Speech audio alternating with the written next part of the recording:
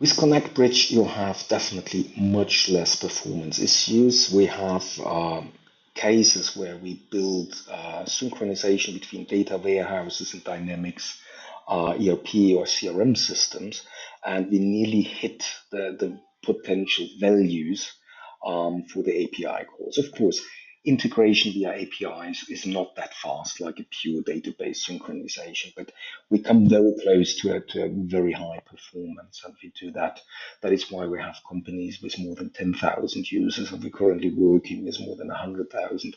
So for this point, you need a lot of performance, and another big problem is that many of the vendors reduce or close down, throttle the API calls, which are possible to do. So you need a lot of extra logic and a lot of extra know-how how to do this to avoid too many API calls. Hello, everybody, and welcome to today's episode of Petri Dish. I'm happy to say that we have today with us Thomas Berndorfer, who is CEO of Connecting Software. How are you today, Thomas? I'm fine, Russell. Thank you very much for the invitation. No problem. So can you tell us a little bit about the history of Connecting Software? How long has it been around, and what prompted you to set up the company in the first place? Yeah, very easy. It's a long story. I will try to make it as short as possible. We are 21 years in the market. I started as a service company, as so many out of the Microsoft ecosystem. We had software development as a service, and then we found out there is always a need for integration, and then the idea of Connect Bridge, which is our integration platform, was born. 2009, 2010, and 11 we developed that, and 2012 we had the first customers. And from there, we created this middleware to make any developer to become an integration hero in less than 3 hours. But very, very shortly afterwards, we found out that the people don't need a solution for all of their problems. They have current active problems. And when we saw that, we started to build these kind of products like our permissions replicator for Dynamics 365, Exchange Server Sync, SharePoint Sync. And we are now doing more with the products than with the platform, but the platform is still in use as well. This said, we started for small and medium businesses, and meanwhile we are landed because more and more cybersecurity and compliance was a topic. We started to move more in the direction of cybersecurity and compliance, and now I would say half of our products are taking care about exactly these topics. And based on that, we were chosen many times for global enterprises and public sector customers. And now we are happy to say that we have more than 30 national departments, a couple of departments of justices and others, and more than 50 global enterprises which use our software worldwide. Okay, so when you say platform versus products, so the platform is Connecting Bridge, is that the right understanding?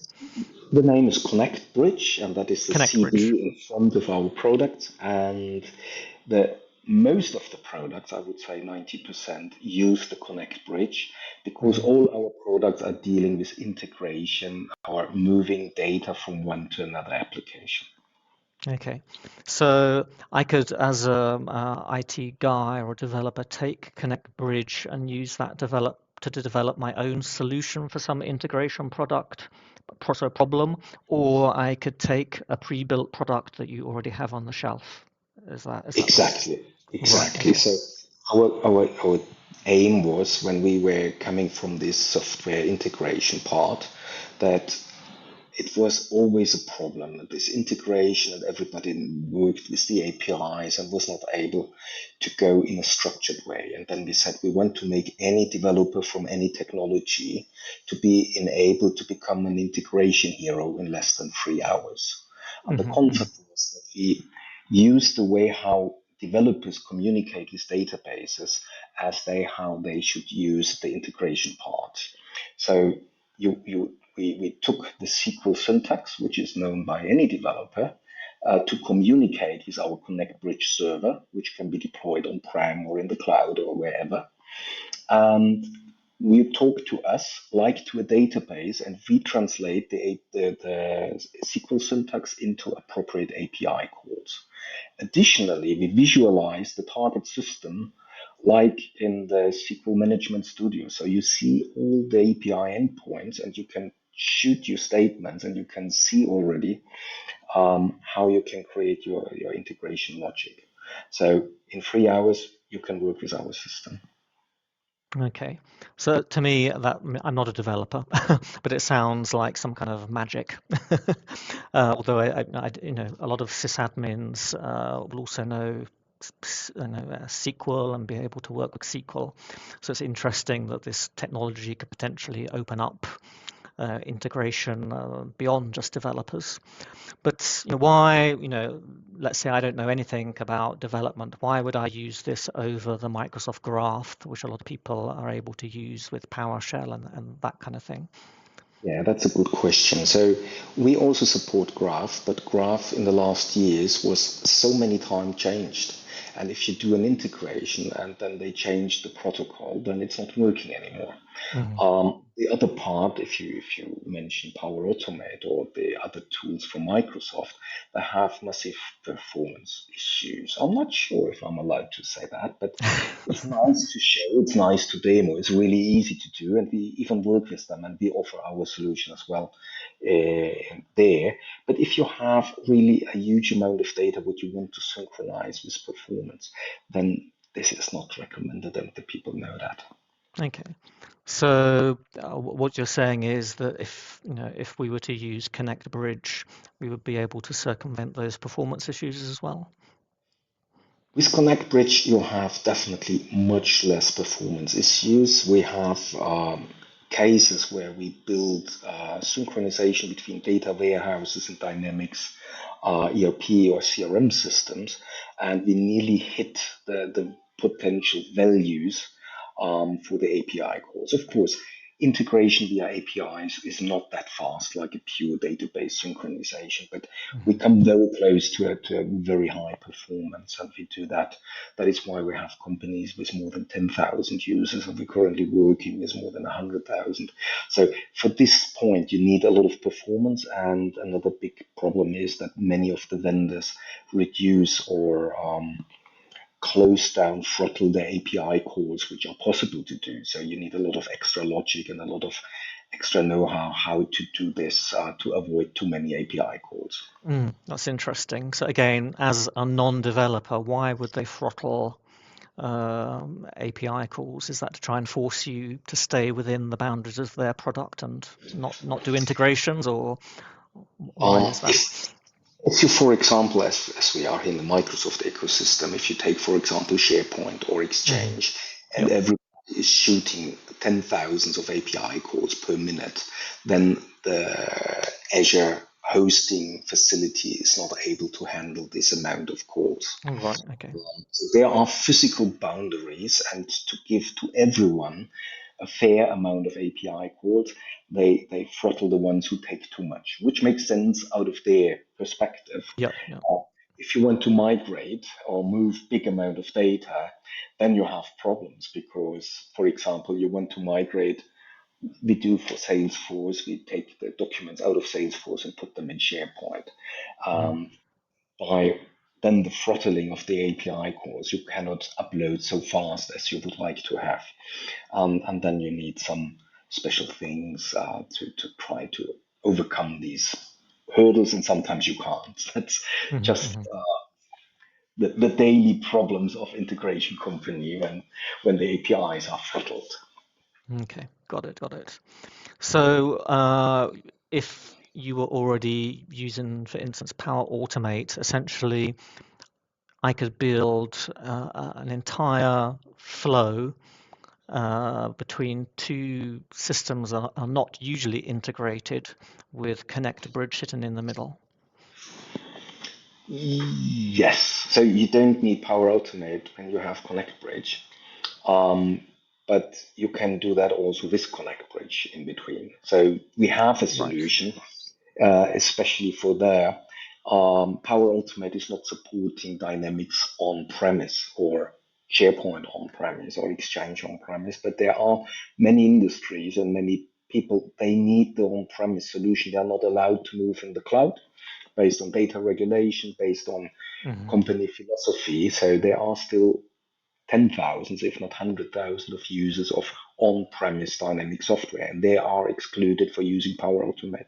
For them, we have the solution that they can use Power Automate also for on-premise Microsoft products. Right. Okay. Interesting. So I notice you have these, well, an Exchange Sync product and now a SharePoint Sync product, which I believe was made available quite recently. Can you give us some scenarios where an organization might want to do some kind of synchronization instead of simply granting, I don't know, shared access to a document if it's SharePoint or something like that? Why do this synchronization? So there are multiple scenarios. So I would say number one is merchant acquisition.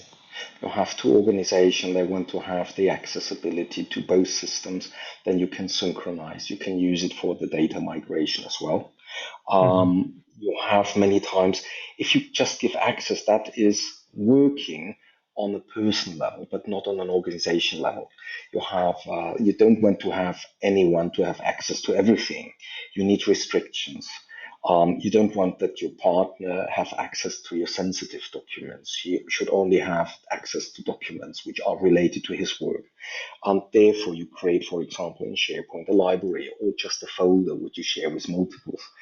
Um, if you have companies which runs Office 365 in the cloud and on premise, for example, in research facilities, military facilities, or very confidential data also in the finance sector, or governmental in general, you can safely synchronize that with a classical on Office 365 SharePoint or with another one in another department of the organization. But just to go on the sharing folder level, that is not enough for whole organization. That's an Hmm. easy workaround to give someone access to Yep. something, Yep. but you don't want to give access to externals into your network. So by Hmm. synchronizing the content to the other organization, one directional or bi-directional, you can really work much more efficient in how is it called, overboarding or over organization transfer. So you have joint ventures. So many times in building industry or in Hmm. research, you have a joint venture between one company and the other, and they would like to have the same shared folders together. Um, you don't want to give them access based on security reason on in your SharePoint, but you can synchronize these kind of things. Hmm. Um, Okay. Even more, just sorry for interrupting you. Even more, we have this then also over data diets.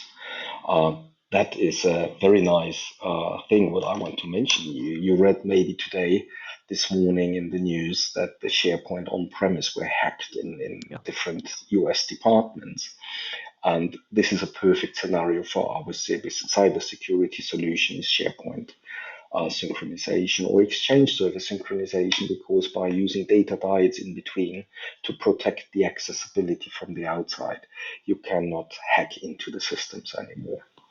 Hmm. And that is then a high security solution what we have for other governments which protect, it's called air gap networks, or there are different branches, different names for that, but the most common one is the air gap networks, where you don't want to have a connectivity between two systems, a bidirectional. And Hmm. here we are using our data diet solution, or also for Exchange or for other tools, where you can exchange data in a secure way between air gap networks and the normal networks, or even the cloud. Okay. So a data diode, if I understand correctly, allows a flow of information only in one direction, and it's like a hardware solution. Absolutely correct, and that's the way. Um, because it's only in one way, you cannot go and grab information Hmm. through this one way. But if you took a one way in and a one way out, and then combine it in the beginning at the end, and consolidate the information, then you can have a security, but still can use the functionality of a very communicative application like Exchange or SharePoint or others. Okay. So is there some granularity to this? So if I set up a connection between two Exchange organizations, could I decide to synchronize just one mailbox instead of the whole thing? Yes, everything is very granular. So all our solutions can go down on even one entity or one functionality, just contacts or just emails or just calendars. You can do it one or bi-directional.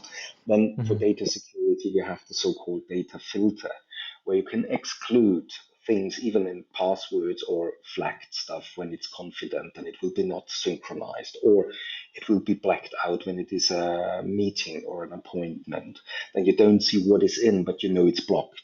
So you have a lot of nice features all coming from customers who needed that. So our products permanently improve and will be developed with new features. And this is also this data filtering. We have that for a bank in Canada. We have that for public sector customers. For the big four, we have one in a very high secured environment where they need, based on compliance reason, because sometimes they are not allowed to synchronize certain information, and sometimes they are not allowed to synchronize certain headers or content or attachments, which we can take out here. Okay. You mentioned that things like Exchange Sync and SharePoint Sync might be used for migration projects. Although, as I understood, it's not specifically marketed as a migration product. If I was, coming along looking for a migration solution, are there things built into the product that let me test in advance to see, how a particular configuration would work if I clicked, migrate now, or is there some kind of safeguard built into it to test various scenarios? Wow, good question. So, yeah, we saw there are plenty of migration products in the market.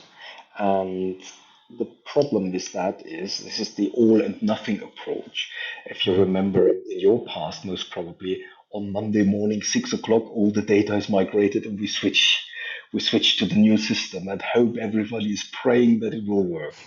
What we call it is the kind of the smooth migration, except for Exchange, for example, where you can create all your accounts completely brand new in Office 365, and then you only migrate the data in a bi-directional synchronization. So you can work with both until you are sure everything works correctly, and then you switch off the old one. And you can Right, do it by department and department, or even by person to person. And when he feels comfortable that everything is done, then you can use that. right. And that is smoother than just to have this all or nothing approach. Yep, yep. So I've been involved in migrations in the past, and they can be incredibly risky undertakings, to I say the know least. Yeah. we had this all in our past experience where we thought, okay, can we switch? And then, oh, something is not working. Let's go back. Next approach. And it is, yeah, sorry. So SharePoint Sync is a relatively new product, as I understood. Could you explain, if I was coming along as somebody who wanted to set up synchronization, what is the architecture and how, in just a few basic steps, how do you kind of set the whole thing up? That's a good question again, but I don't want to be too technical because you said we don't want to do that. We are an independent service. Yeah, that is Right, in all our products. It's also because of data compliance, and we always offer our solution as a SaaS, and we split the right. SaaS into North America and Europe because of the different GDPR or data security and data residence requirements. But all of our products are also for self-hosted. So you can deploy it in your own virtual machine, in your own cloud, in your own on-premise devices, whatever you want. Also, again, because of compliance and cybersecurity reasons. And SharePoint Sync or Secure SharePoint Sync is is built as a Connect Bridge server and an application that can run on one server, but it also can be deployed in Azure as a worker role, where we can go based on the traffic, having multiple machines for very big customers, or it can be a very slim service for just a handful of people. It's very flexible in the size. You can grow it up or you can have it in a small way. This is an independent service and it is connected over the APIs from one SharePoint to another SharePoint. It can be SharePoints in different domains, in different versions. It can be a SharePoint 2010, 2013, 16, 19. It can be Office 365 with, of course, on the other side, different one, also in different domains. Then you can map the libraries which you want to synchronize, and you can go even down on a lower level, on a folder level, and then you start to go a one directional or a bi-directional synchronization process. And then again, as we have it in Exchange, we have a data filter where you can have flags, or when you have mentioned the word confidential, or you have different kind of metadata, you can filter the metadata as well. So you can synchronize then all the things to a partner organization or to the same organization with a different SharePoint, or a SharePoint online with a SharePoint on-premise. And based on these rules, you synchronize only that what you really want to synchronize. And both SharePoints can take care about the accessibility of their user rights. And that is also the difference to have it just given a shared folder to one, then he has only limited but full access in this folder or in this library. Got it. I also noticed that you have a product called Truth Enforcer, which looked quite interesting, that's based on blockchain. Now, I know that blockchain's been around for a long time, but maybe not everybody watching today will fully understand what blockchain is. So could you give us a quick reminder and explain to us why we would want to use blockchain in, I don't know, a SharePoint Yes. environment, for instance?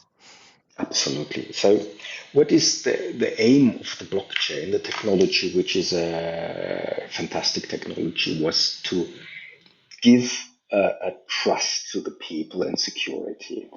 Currently, everybody knows blockchain just because of cryptocurrencies and about speculative things. But the original idea of the blockchain is to deliver trust and security. And this original thought is exactly what we are using in. So when you have an information inside the blockchain, you cannot change this information anymore. That is based on two technological things which are part of the blockchain. We are talking here about the public blockchain. In our case, it's Ethereum, but we also can do others. But the Ethereum blockchain has one block after the other. The information is connected via hashes, which needs to be calculated, which are then the bitcoins or the ethers, where people get money when they mine these. And with this, you have a string of information. And if you change one information here, the whole string is broken. Right. So you would immediately see that something was tampered, but it's not possible. Hence the chain, yeah. Yes. And the second part is the so-called distributed ledger, where you have thousands of servers which store all the same information. And when you want to prove the correct information, you check more than 50% or whatever of all parts of all knots in this blockchain to say if it's correct or not correct. So the idea is, if you want to change information in, for example, Ethereum or Bitcoin, you have to hack the hashes, all the hashes behind. And remember, you get now $100,000 for one hash between two blocks in Bitcoin. That is why they use so much energy. You have to replace all the hashes. If the information is a year old, you have to calculate that thousands of hashes, which is not possible. It's technological, not possible. And the other part is then you have to hack all the knots around the world, more than 50%, to do that.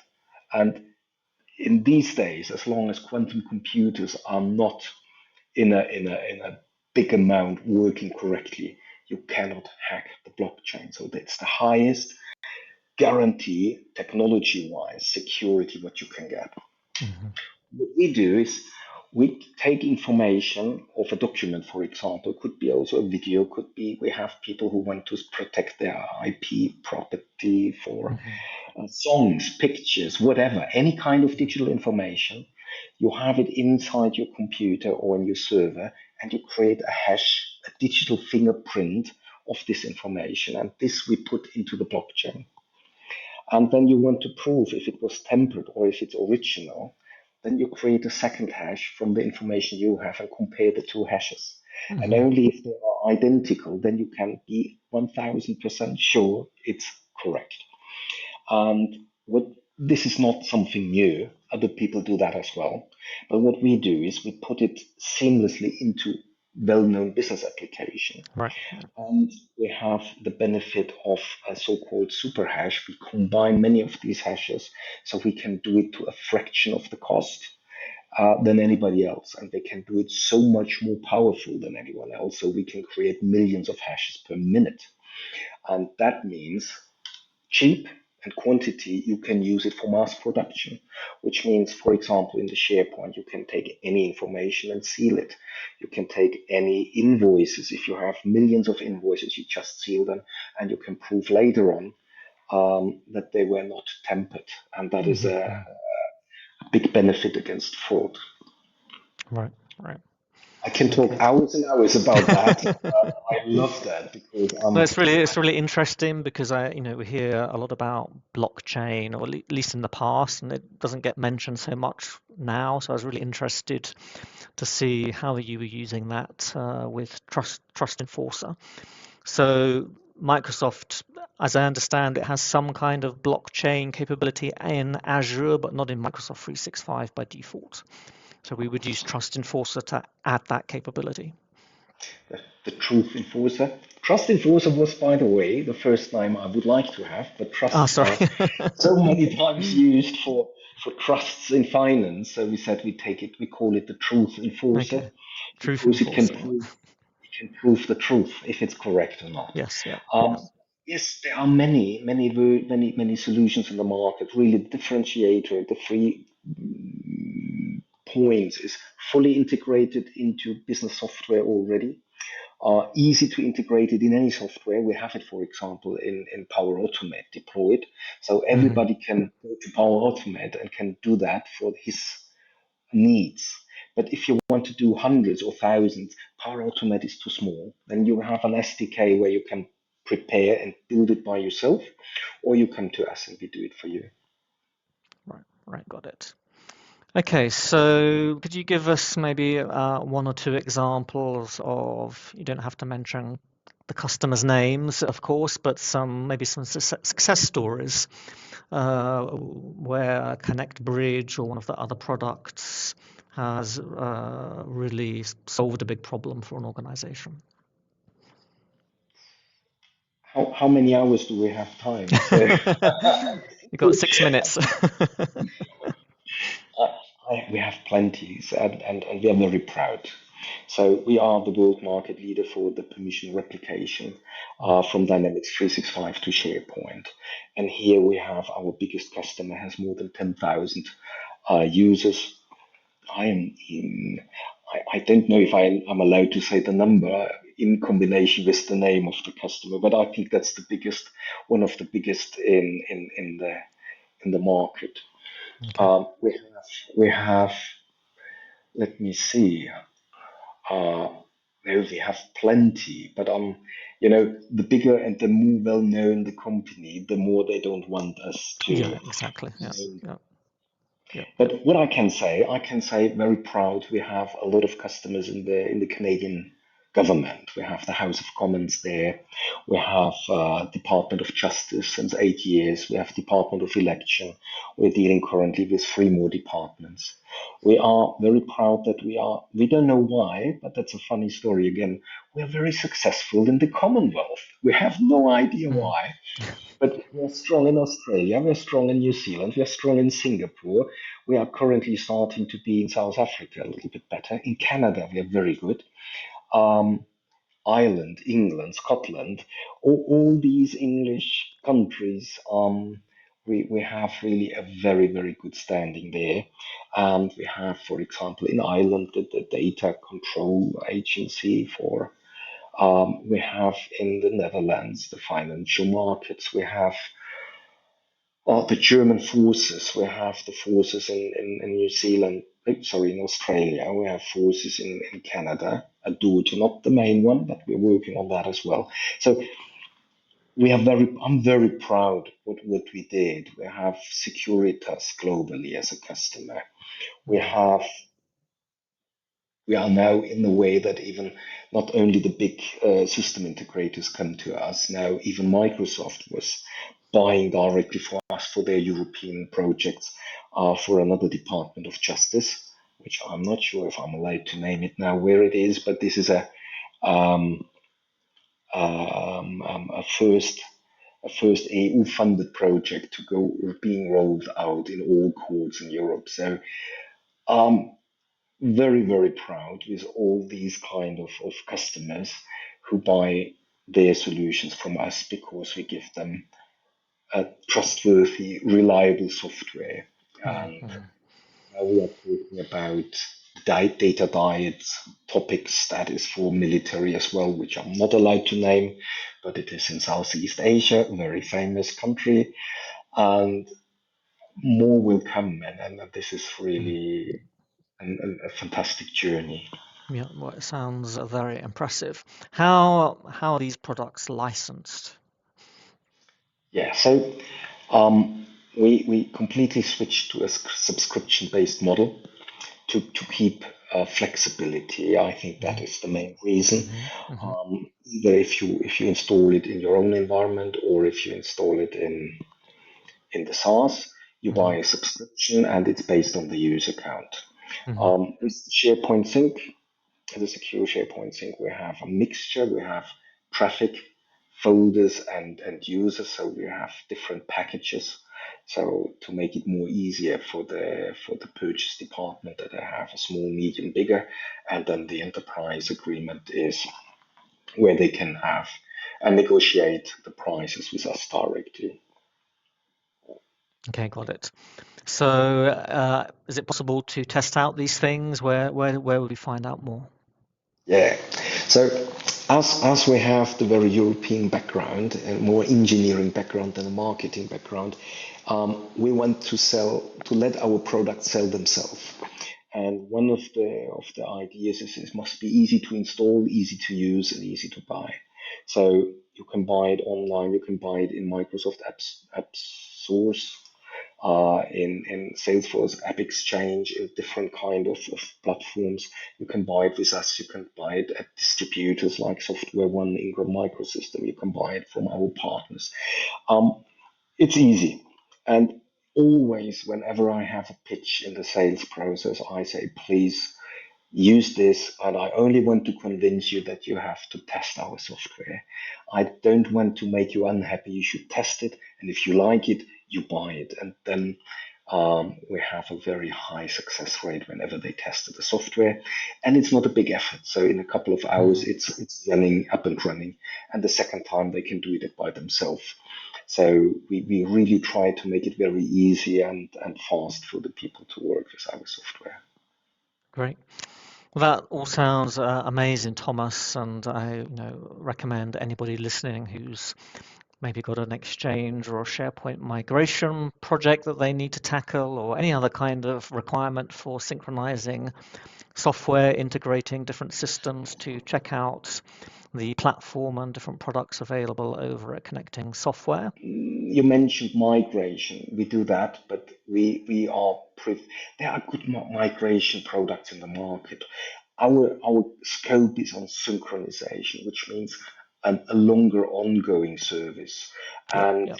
there is plenty of needs there outside in the market, and we see that synchronization has a different level of complexity than just migration. Right, So if you want to migrate SharePoint, I don't know if I'm allowed to name that, there's ShareGate. I recommend my customers when they ask me they want to migrate, they say go there. It's a very good product, and there are so many good products in the market for migration. right. But if it comes to synchronization, there are not many, especially not in the Mm-hmm. Microsoft 365, Office 365 area. Mm-hmm. Long-term synchronization, that is where I think we are really proud to do so in combination with cybersecurity and compliance, because we're taking care about that. And that makes us, I think, interesting for everyone who is really focused and secure and compliant solutions. And this is a trend which we should not forget. In the Mm-hmm. past, it was only, oh, let's do it somehow that it works. Yeah. But these days, it's let's do it somehow that it is allowed to make it, because compliance becomes more and more regulation in Europe, regulation in the US. Regulation is a pain for everyone, and we try to be as compliant as possible to all the regulations which are in the market. GDPR, NIS2, DORA, you name it, we got it. We have people just take care about that. And I think that's important in these days, because with AI, you got so many possibilities also to steal, to manipulate, to temper. Mm-hmm. Um, and you have so many institutions who are focused to sue you if you are not, if you're breaching GDPR. There's already 5 billions in penalties paid. Uh, People do sometimes underestimate what danger in these compliant rules are.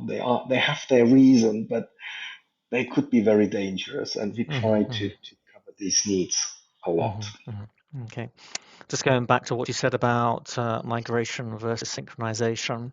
So I assume you mean by long term, not just a short, I don't know, 3-month coexistence period. That long term means, this is something that could go on for a really, really long time rather than just a short kind of we need to Exactly. coexist for 3 months. Yeah. Yeah. Okay. No, Yeah. no, we do that. We do the migration projects, but not with stress. Usually, as we said before, a migration is usually, let's pray that Monday morning everything runs. Otherwise, we have Mm-hmm. to go back Yeah. and Yeah. try it again.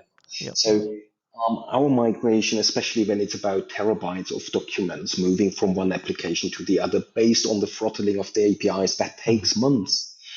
Sometimes it Right. takes months. It's really, really, really annoying, because it should not take that long, but it takes that long, Mm-hmm. due to the systems.